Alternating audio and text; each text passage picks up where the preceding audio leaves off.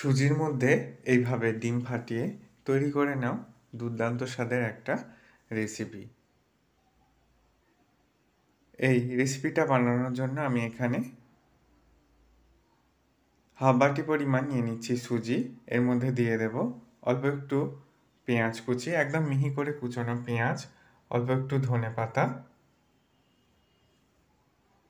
দিয়ে দিচ্ছি হলুদ গুঁড়ো,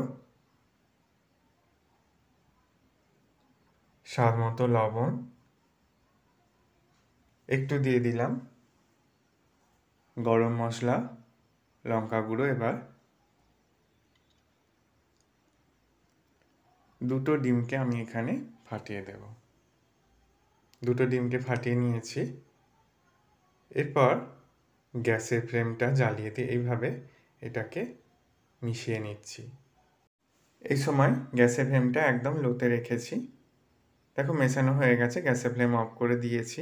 এরপর এটাকে নামিয়ে ঠান্ডা করে নিয়ে ভালো করে মেখে নেব। আমি অন্য পাত্রের মধ্যে নিয়ে এই কড়াইয়ের মধ্যেই ভালো করে মেখে নিয়েছি। আমি এখানে 2-3 চামচ মতো ময়দা দিয়ে দিয়েছি।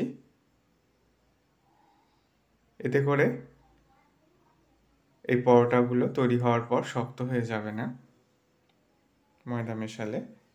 তাই ময়দা মিশিয়েছি। এবার দেখো পরোটার মতো বেলে নিয়ে আমি প্রথমে সেঁকে নিলাম, তারপর তেল দিয়ে ভেজে নিচ্ছি।